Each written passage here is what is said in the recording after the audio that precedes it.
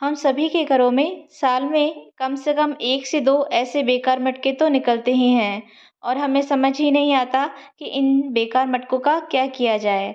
तो इन बेकार मटकों को भी आज हम अपने गार्डन में यूज़ में लेंगे और इन्हें यूज़ लेने के 1-2 नहीं, मैं आपको पूरे 4 फ़ायदे बताने वाली हूँ। तो चलिए शुरू करते हैं आज की वीडियो। लेकिन उससे पहले अगर आप मेरे चैनल पे नए हैं तो सबसे पहले मेरे चैनल को सब्सक्राइब कर लीजिए और बेल आइकन को भी प्रेस कर दीजिए ताकि मेरी सभी आने वाली वीडियो के नोटिफिकेशंस आपको मिल सके। तो सबसे पहले तो मैंने इसके नीचे इस तरह से होल्स बना लिए हैं। इस तरह के होल्स बनाने के लिए आप किसी शार्प टूल का यूज़ कर सकते हैं। वैसे जो स्क्रू ड्राइवर होता है वो आप छोटा वाला स्क्रू ड्राइवर ले लीजिए और उसे ऐसे गोल घुमाते रहिए जैसे हम नट कसते हैं उसी तरह। तो उससे ये जो होल्स है वो बहुत ही आसानी से बन जाते हैं। अब मुझे करना है इसे पेंट। तो मैं उसके लिए ये जो ऑयल पेंट होते हैं उनका यूज़ कर रही हूँ। इस तरह से जब हम आउटडोर के लिए या फिर अपने गार्डन के लिए कोई डीआईवाई बनाते हैं तो उनके लिए जो ये ऑयल पेंट होते हैं वही अच्छे रहते हैं। वैसे तो जो एक्रेलिक कलर होते हैं वो भी यूज़ कर सकते हैं, लेकिन उनकी लाइफ इतनी नहीं रहती है, वो जल्दी से ख़राब हो जाते हैं।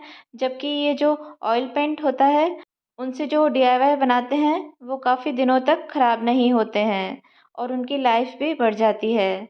तो जब इस तरह से येलो कलर के बेस कलर से जब मैंने अपने दोनों मटकों को पेंट कर लिया, उसके बाद मैंने इनको कुछ देर के लिए सूखने के लिए छोड़ दिया था। इस तरह से किसी भी डीआईवाई के ऊपर जब हम कोई पैटर्न बनाते हैं तो उन्हें पहले पेंसिल से अच्छे से ड्रॉ कर लेना चाहिए, क्योंकि जब ऑयल पेंट का यूज़ हम करते हैं तो कोई चीज़ अगर गलत हो जाती है तो उसे मिटाना थोड़ा सा मैसी हो जाता है और फिर वो फिनिशिंग नहीं आती है। तो इस तरह से पहले जो भी आपको पैटर्न बनाना है, जो भी डिज़ाइन बनानी है, उसे पहले एक बार किसी पेंसिल की मदद से अच्छे से ड्रॉ कर लें। क्योंकि पेंसिल से बनाने के बाद अगर कोई गड़बड़ हो भी जाती है तो आप उसे रबड़ से मिटाएंगे तो वो उस पे से मिट भी जाता है। लेकिन उससे पहले जो बेस कलर हम करते हैं उसे पहले अच्छे से सूखने दें। उसके बाद ही आप किसी पेंसिल से जो भी आपको पैटर्न चाहिए उसे ड्रॉ करें।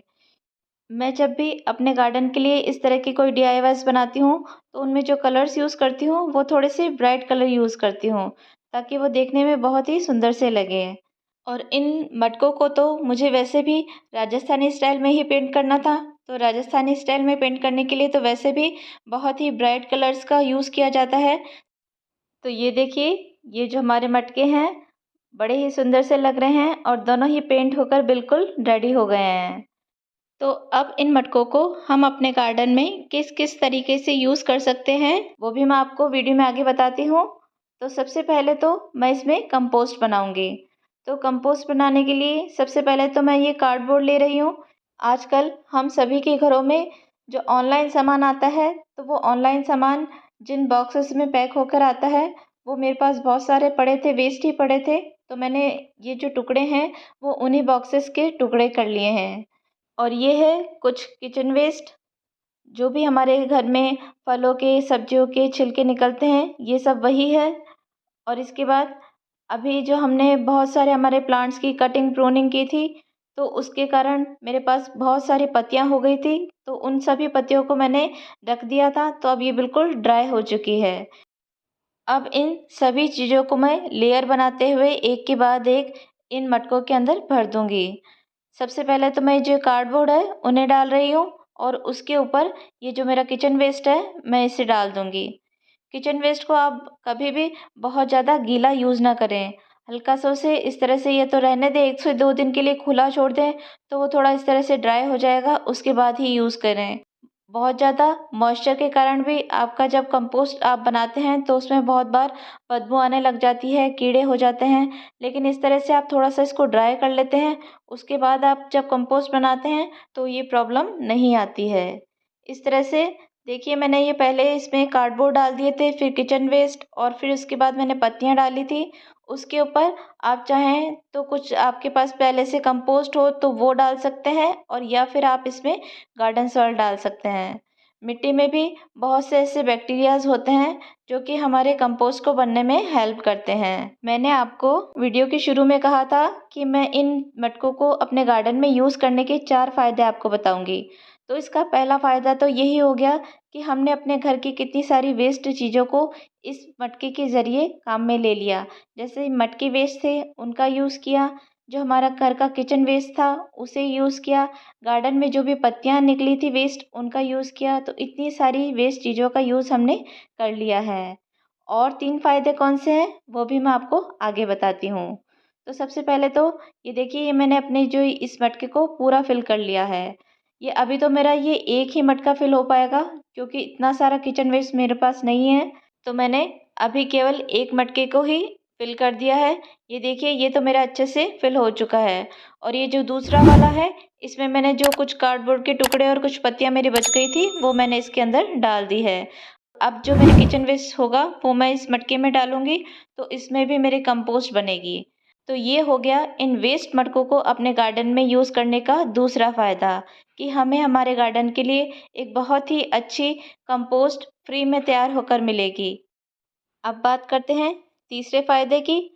तो मोस्टली तो क्या होता है कि जब हम इस तरह की कोई कंपोस्ट बनाते हैं तो उस कंपोस्ट बिन को हम किसी भी ढक्कन से ढक देते हैं। लेकिन मैंने इस मटकी में जो भी मेरा वेस्ट मटेरियल था उसे डालने के बाद जब ऊपर से मिट्टी डाली थी तो वो मिट्टी की लेयर थोड़ी सी मोटी लगा दी थी। इसलिए मैं अब इस मटके का यूज़ एज़ अ प्लांटर भी कर सकती हूँ। तो मैं इसमें ये जो मेरी पर्सलिन की कुछ कटिंग्स है मेरे पास में, और आने वाला जो सीज़न है वो आप जैसे जानते ही होंगे कि पर्सलिन और मॉस रोज़ के लिए बहुत ही अच्छा है और इसमें बहुत ही अच्छी फ्लावरिंग भी होती है। तो मैं ये जो पर्सलिन की कटिंग है इसको इसमें लगा दूँगी। ये जो पर्सलिन है इनकी जो जड़ें होती है वो बहुत नीचे तक नहीं होती है। इसकी जो रूट्स होती है वो शैलो रूट्स होती है। तो जो हमने मिट्टी के ऊपर से लेयर लगाई है वो इसके लिए काफ़ी है। इसकी जड़ें ज़्यादा नीचे तक नहीं जाएगी और ये एक सीज़नल प्लांट है। तो जब तक इस इनका सीज़न रहेगा तब तक हमारी नीचे कंपोस्ट बनती रहेगी। और इस तरह से हमने इसमें प्लांट लगा दिए तो इसमें हमारे ऊपर अच्छे से फूल भी खिलते रहेंगे। और जब तक इनका सीज़न जाएगा तब तक हमारी कंपोस्ट भी बनकर रेडी हो चुकी होगी। तो आप उस वक्त इन्हें हटा दें और अपनी कंपोस्ट को नीचे से काम में ले लें।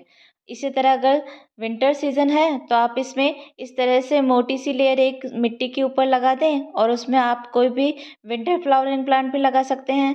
लेकिन इसमें परमानेंट प्लांट ना लगाएं, इस तरह से कोई सीजनल प्लांट ही लगाएं या ऐसा प्लांट ही लगाएं जिनकी जो रूट्स होती है वो ज़्यादा गहरे तक ना जाए। तभी वो जो प्लांट है वो इसमें अच्छे से चल पाते हैं। तो देखिए, मैंने ये जो सारी कटिंग्स थी वो इसमें लगा दी है और अभी तो इसमें फूल भी नहीं खिल रहे हैं तो भी ये कितनी सुंदर सी लग रही है। और जब इसमें फूल खिलने लग जाएंगे तब ये कितनी सुंदर लगेगी।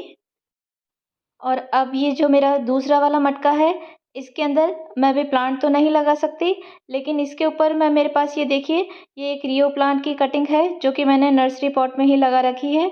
तो वो मैं इसके अंदर यूं ही रख दूंगी। ये देखिए, इसमें एकदम से फिट आ रहा है तो ये देखने में भी बहुत ही सुंदर लगेगा। अब मैं इन मटकों को अपने घर के एंट्री गेट पे रखने वाली हूँ, क्योंकि ये जो मैंने राजस्थानी कपल बनाए हैं ये दोनों ही देखिए वेलकम पोज में है। तो ये घर के एंट्री गेट पे बहुत ही सुंदर से लगेंगे। और इसके पीछे भी जो हमने स्लोगन लिखे हैं खम्मा घड़ी और पधारो सा, तो वो भी वेलकम करने का ही तरीका होता है। तो एक तरफ से मेरे वो कपल नज़र आएंगे और दूसरी तरफ से ये खम्मा घड़ी और पधारो सा नज़र आएंगे। तो चौथा फ़ायदा इन मटकों को यूज़ करने का हो गया हमारे गार्डन डेकोरेशन का। इस तरह की चीज़ें जब अपने गार्डन में हम रखते हैं तो कोई भी आता है तो सबसे पहले इन्हीं चीज़ों के ऊपर नज़र जाती है और वो उनकी तारीफ़ किए बिना नहीं रहते हैं। हम अपने गार्डन में चाहे कितने भी महंगे पौधे लगा लें या फिर कितने भी महंगे पॉट में कोई प्लांट लगा लें, लेकिन जो इस तरह से अपने हाथ से बनी हुई चीज़ें होती हैं उनकी तो बात ही कुछ और होती है। तो कैसी लगी आज की वीडियो आपको? अगर आज की वीडियो आपको अच्छी लगी हो तो वीडियो को लाइक कीजिए, शेयर कीजिए और मेरे चैनल को सब्सक्राइब कीजिए।